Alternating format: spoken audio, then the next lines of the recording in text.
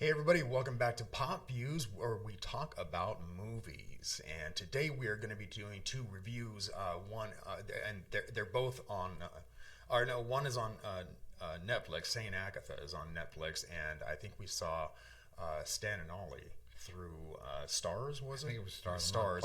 It's currently streaming on Stars. Anyhow.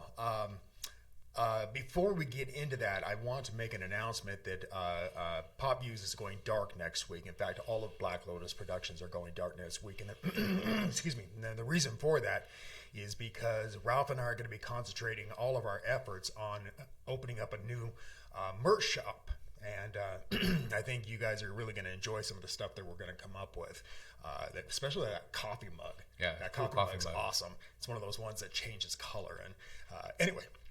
So there's that. Speaking of Black Lotus Productions, if you are into the paranormal or UFOs, aliens, conspiracy theories, anything like that, check out our parent channel. And I'm going to drop a link for that right over Ralph's head just about now. And it's our parent channel is called Black Lotus Videocast, and it's here at YouTube. And if you're into that stuff at all, definitely go check that out. But anyway, let's get on with this. Sounds good. We watched a movie the other day called Saint Agatha, and it came out apparently last year, 2018. And the premise behind this movie is that this small town girl back in the late 50s gets pregnant, and she ends up going to a convent where they could care for her. However, the Mother Superior seems like a real hard ass, and then she soon finds out that there's something very nefarious going on. Right. So it was directed by Darren Lynn Bousman, I guess his name is. And I want to say that the directing in this I thought was fantastic. I mean, he only gave away what he wanted to give away. Right. A little at a time. Yeah. And this movie is listed as a horror film, and it wasn't so much of a horror, I didn't think, as much as it was like a psychological thriller. Right. Did you think that? Yeah, I'll agree. Yeah.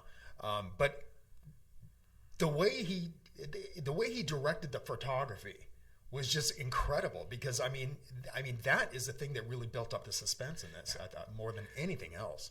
The directing was great. The sets were good. The costuming was good. Everything was good about it. Yeah, except for one thing. Yeah, the acting was great too, I thought.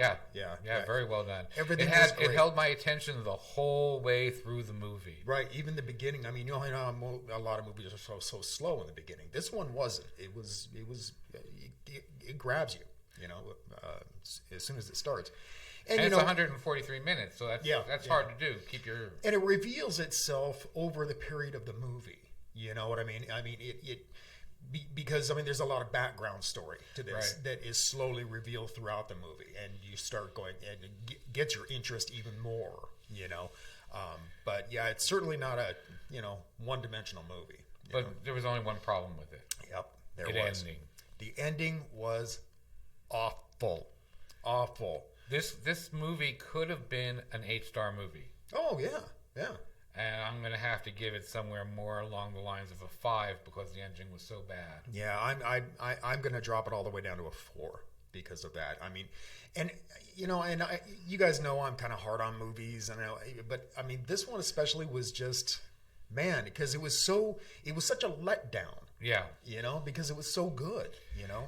And that... And it would have only taken a minute or two more of film to tie up the ends that it needed to be tied up. Right. And you guys know that I don't care about wrapping up a movie in a nice little bow and explaining everything, but this was just ridiculous, So, yeah, I don't know. I'm going to give it a 4.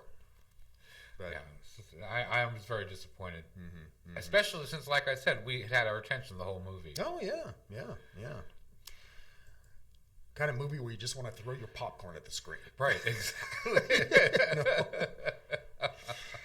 But, we probably talked more about the ending being so bad for a half hour after the movie than we did about how good the movie was. Because it was that bad of an ending. Yeah. Let us know what you think if you've seen this. Yeah. I'd be interested in other people's opinion. Yeah. I wouldn't say don't see the movie. because it's worth watching, but just be prepared for that end. It's just a real letdown, you know. But and then we got to see another really good movie the other day, and that was Stan and Ollie, and starring Steve Coogan and John C. Reilly, and both of whom did fantastic jobs in this. I thought this movie, again, good directing, good costuming, good the makeup on. Oh my God! Oh, they deserve an award for the makeup. Yeah, I never looked to see it, but they did. They deserve to be nominated at least for the makeup that was done in this movie. Especially the makeup on John C. Reilly. You know, he plays Ollie. And, yeah, very, very good. But I thought Steve Coogan, who I don't really know that well, honestly. I don't recall him in anything in particular. Steve? Yeah, Steve Coogan. Okay. Yeah, and I know he's done a lot of voice acting, you know. But, yeah, he was just incredible in this.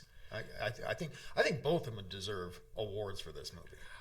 The movie, I was afraid it was going to be nothing but a slapstick style comedy about their lives, but it wasn't. It was heartfelt. It was a very behind the scenes look of their lives. Yeah, and I got to say, you know, I'm not one to cry during movies, but this one choked me up like 3 times. I mean, I was kind of a mess. So if you're apt to cry during a movie, grab a box of tissue because you're going to need it, definitely. I mean, and it does have its funny parts, you know. Oh yeah, but I was so, like you said, I was so glad that they didn't turn it into some sort of slapstick spoof of their lives. They used their mannerisms and stuff very well, but without overusing them. Yeah. They didn't make it into a caricature. Yeah.